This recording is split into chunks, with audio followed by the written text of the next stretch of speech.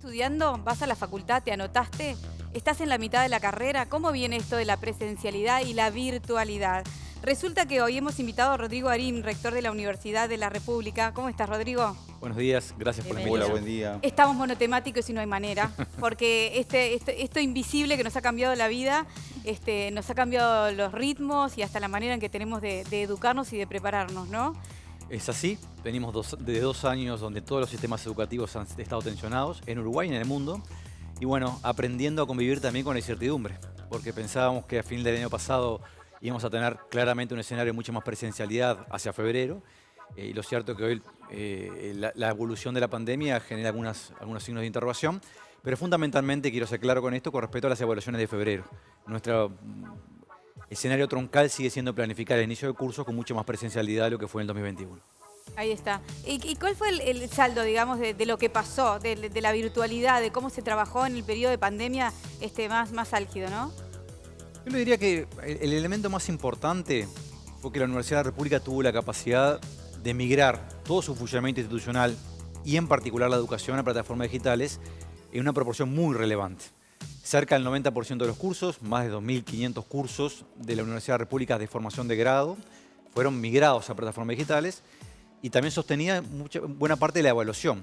No sin dificultades, en particular en algunas áreas. Es claro que la formación clínica no tiene un sustituto natural en el mundo virtual, o la interacción con sistemas biológicos, agronomía, veterinaria, la experiencia de laboratorios tampoco tienen un sucedáneo claro en la virtualidad.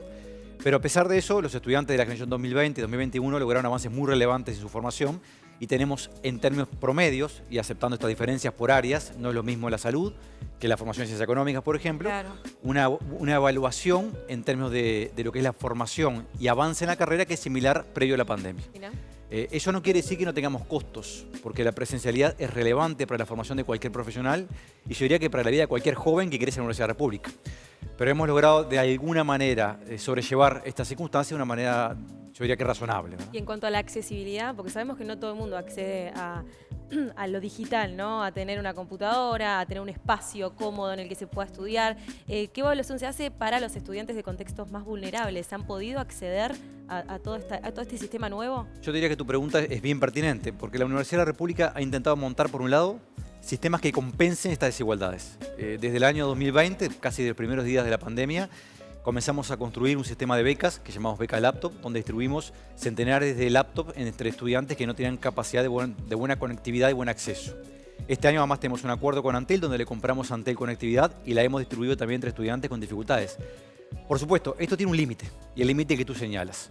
La Universidad de la República no puede cambiar, por ejemplo, el entorno familiar y el entorno de la vivienda donde el estudiante desarrolla su formación. No es lo mismo poder tomar una clase en Zoom, que siempre no es lo mejor comparado con la presencialidad, en un cuarto propio, que tomarlo simultáneamente cuando tengo varios hermanos, algunos en primarias, otros en secundaria, otros en la universidad, en el mismo espacio físico. Eso genera dificultades y genera desigualdades que se profundizan en algunos casos.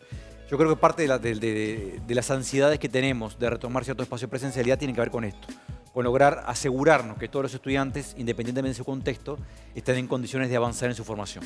Obviamente ustedes apuestan a la mayor presencialidad posible, sobre todo en aquellas áreas donde se requiere de una práctica que la presencia es fundamental. De todas maneras, ¿hay algún tipo de carreras que se está planteando que sean 100% online? Y si el sistema híbrido de alguna forma llegó igual para quedarse. Yo le diría, primera afirmación, es claro que no vamos a volver al 12 de marzo del 2020. O sea, hemos aprendido y hemos desarrollado e innovado en el empleo de la enseñanza, incorporando de manera mucho más masiva las plataformas digitales. No obstante, aún en las carreras en donde los contenidos pueden ser más teóricos o más plausibles sostener en plataformas digitales, hay espacios de presencialidad que parecen imprescindibles para la formación. No me imagino un abogado o una abogada que ejerce la profesión sin interactuar previamente con sus colegas y aprender a trabajar en grupo, a interactuar con otros, a tener prácticas asociadas al ejercicio profesional en sí mismas. No obstante, cada facultad y cada carrera está analizando cuáles componentes podrían ser plausibles sostener la virtualidad y cuáles no.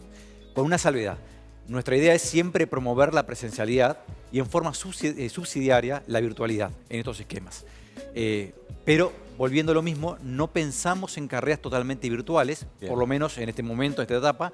Creo que el mundo académico a nivel internacional y en Uruguay también todavía estamos en el momento de evaluar lo que hemos hecho, lo que hemos logrado y las dificultades que hemos tenido para poder decir, bueno, esto va a cambiar la realidad universitaria, pero hay que ser claros y muy serios en el sentido de señalar en qué dirección.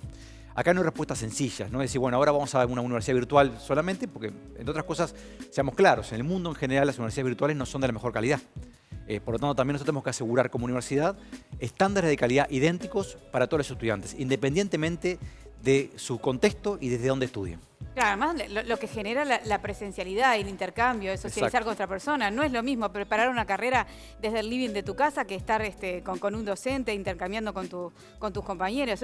De pronto, a priori, le resuelve la vida a un montón de gente que se tiene que venir a la capital o tomarse ómnibus, pagarse comida, qué sé yo. Eso a priori resuelve eso, pero no resuelve lo otro que es, digamos, la gracia y lo interesante de aprender, ¿no? Del aprender en el conjunto, del aprender con el docente. Y sociabilizar. Claro, por supuesto. Y hemos intentado construir algunos dispositivos que compensen esa falta de socialización en estos meses. Por ejemplo, hemos contratado una plataforma digital, Zoom, donde le hemos distribuido a cada estudiante una sala virtual para su uso propio. 100.000 salas virtuales distribuidas en todo el territorio nacional para que puedan interactuar con otros estudiantes, juntarse aún en la virtualidad. Pero claramente no es suficiente, no alcanza con eso. Y por tanto nosotros, durante el 2021, los espacios de presencialidad que hemos recuperado fueron justamente intentando volver a tejer ese entramado de relaciones que son imprescindibles en la vida universitaria y simultáneamente pensamos en el 2022 comenzar con mucha más presencialidad. Vuelvo a decir, siempre con la cautela de pensar que quizás haya algunas instancias que todavía no son plausibles sostener la presencialidad. Claro. Eso es lo que te quería preguntar, porque justamente, obviamente ahora en esta fase de la pandemia se ha hecho mucho hincapié en lo que es la no gravedad, porque tenemos 100 casos en CTI, hay un porcentaje de contagios muy grande a nivel comunitario. ¿Estamos preparados a nivel de universidad para pensar en una presencialidad en un mes y medio adelante en este contexto actual? Yo le diría, nosotros venimos pensando como desde el comienzo de la pandemia, casi que semanalmente cuál es el escenario. La semana pasada, en consulta con varios académicos, entre ellos con el profesor Radi y el profesor Cristina, llegamos a la conclusión de que en febrero no están dadas las condiciones para sostener la presencialidad como lo pensamos en términos de evaluaciones. Por eso solicitamos a los servicios que priorizaran, no obligamos, que priorizaran las evaluaciones virtuales, fundamentalmente en cursos con cierto grado de masificación. Nuestra idea es que en marzo es probable que el escenario epidemiológico sea bastante mejor que el que tenemos hoy, y vamos a aprovechar ese escenario para recuperar presencialidad. Pero también es probable que hay cursos de corte más numeroso en donde todavía no tengamos condiciones para retomar la presencialidad sin riesgos importantes. Porque si bien la virulencia, en este caso de las nuevas cepas que están circulando, parece ser menor en un país que está altamente vacunado, no deja de ser cierto que en un ambiente relativamente numeroso puede ser un factor de riesgo para los estudiantes, para la propagación de la enfermedad, en ese sentido, y también para los problemas que surgen en toda organización, entre ellos en la Universidad República, cuando aparecen licencias, personas en cuarentenas, un número importante de estudiantes que atraviesan la enfermedad. Bueno, ese tipo de contexto tenemos que tenerlo en cuenta para planificar nuestra actividad, ¿no? Recién hablábamos de un protocolo para el carnaval, ¿no? Hasta un 25% de casos positivos se pueden actuar los grupos. Hay una especie de protocolo pensado para las clases, ¿no? ¿Qué se va a tomar como medida de haber varios casos positivos en un mismo salón?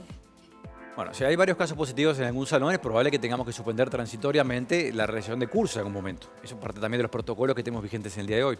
No tenemos números rígidos, sí tenemos criterios generales de funcionamiento. Entre otras cosas porque tenemos condiciones locativas y exigencias de enseñanza que son distintas. Vuelvo al mismo ejemplo. La enseñanza clínica a veces presupone grupos pequeños de docentes con estudiantes, pero que pasan un tiempo relativamente importante juntos. Bueno, quizás hay un factor de riesgo que tenemos que controlar. Otro caso distinto son enseñanzas más de corte magistral, donde tenemos en un salón 100, 150 estudiantes. Quizás en cada uno de esos casos, manteniendo los protocolos, habrá que ver cuáles son los escenarios que se van abriendo. Por supuesto, acá una variable clave es la vacunación y la Universidad de la República está promoviendo fervientemente que estudiantes, funcionarios y docentes completen el esquema de vacunación con énfasis en particular en la tercera dosis. ¿Cómo se promueve esto? Fundamentalmente con campañas internas y externas. El comunicado que hemos sacado la semana pasada lo hemos señalado con mucha claridad. La vacunación no es obligatoria en Uruguay. Nosotros entendemos que es un canal muy importante para retomar espacio de normalidad en particular en espacios de socialización como es la vida universitaria. Uno a nivel, obviamente, de recursos humanos, en cualquier trabajo no puede a veces indagar mucho acerca, por un tema de derechos, ¿no? Quién está vacunado y quién no, pero a nivel universitario, los docentes, ¿se sabe si mayoritariamente están vacunados? Tenemos un registro bastante claro que tanto funcionarios como docentes están en su enorme mayoría vacunados. Bien. De todas maneras, no deja de ser un factor de cierto riesgo, porque combinar algunos estudiantes o docentes vacunados con otros no vacunados puede ser un factor de riesgo en sí mismo, ¿verdad? Está claro que la vacuna en Uruguay no es obligatoria, nosotros no la exigimos como parte de las prácticas, pero bueno, podemos exigir otro tipo de protocolos para poder desarrollar alguna Genera actividad. tirantes en la interna, ¿no? Porque aunque uno no quiera y aunque ya sabemos cómo funciona, rispideces, porque uno sabe que el otro no y sí, entonces... No, y sobre todo si el no vacunado no se cuida, ¿no? En un Sí. ámbito cerrado, porque a veces también pasa eso, no está vacunado y tampoco usa tapaboca, no usa alcohol en gel, Claro. entonces se complica. Y cambiando, ¿te parece, Sí, dale, de sí, tema? dale. Yo quería preguntar, porque justamente hoy El País publica una entrevista al doctor Álvaro Villar y dice, yo quiero que el nuevo hospital de clínicas se construya al lado del actual. ¿En qué está el proyecto del nuevo hospital de clínicas? Bueno, yo diría que en primer lugar, como lo he señalado el año pasado, luego del mensaje del presidente de la República, hemos tenido, yo diría que 2 o 3 intercambios con el presidente de la República auspiciosos, y en esto que yo soy muy cauto. Desde la apertura democrática de la fecha hubo varios proyectos de reestructuración global del Hospital de Clínicas que fracasaron, por lo tanto, lo último que podemos hacer responsablemente es no generar falsas expectativas al respecto, pero veo en la voluntad del presidente y veo también en su entusiasmo al respecto una ventana de oportunidad muy importante al respecto. Lo que planteó el profesor Villar, el doctor Villar, tiene que ver con, en todo caso, su visión de cómo debería comportarse esto, pero estamos analizando cuáles son los escenarios posibles y vamos a ir avanzando, en todo caso, en función de que los requerimientos técnicos y las posibilidades objetivas de financiamiento abran efectivamente, y esperemos que así sea, la oportunidad de reestructurar globalmente el hospital desde el punto de vista edilicio, que es una necesidad no de la Universidad de la República, del país. Del ¿Qué país, costos sí, y hace qué tiempo costos, no?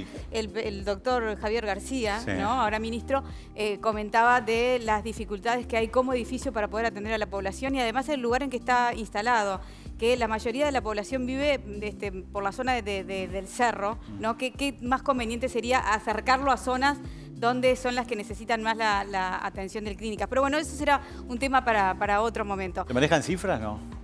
Mire, depende de la magnitud de la inversión, pero estamos hablando de cifras muy importantes, ¿verdad? De cifras muy importantes. Nosotros habíamos pensado que una estructura de mínima en el propio edificio podía costar en torno a 50 millones.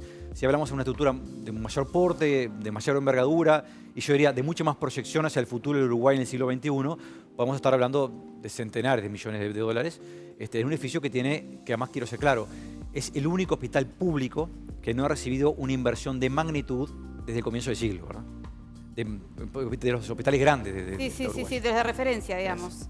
Bueno, ya nos tenemos que ir, qué pena, porque quería hablar del sitio web con los mecanismos y acciones, digamos, para las situaciones de violencia, de acoso y discriminación. ¿Esto es reciente? Eso es una línea de trabajo que venimos desarrollando desde hace ya un par de años, yo diría 3 años, que implica un cambio de protocolo para las denuncias, un mecanismo también de mejorar la comunicación y señalar con mucha claridad que no es aceptable como pauta de conducta en general los acosos y el acoso en la vida universitaria. Y bueno, el sitio web es una combinación de ese proceso que es de más de larga data. ¿Cómo está funcionando? ¿Bien? Está comenzando a funcionar, tenemos algunos resultados también que vamos a comunicar a la brevedad, entre otras cosas encuestas de prevalencia de acoso en la Universidad de la República que vamos a hacer público como corresponde. Perfecto. Charlemos más adelante si te parece. Por favor. Parece un tema interesante no para abordarlo así en una sola pregunta. Gracias por haber venido. Por favor. Muchas gracias.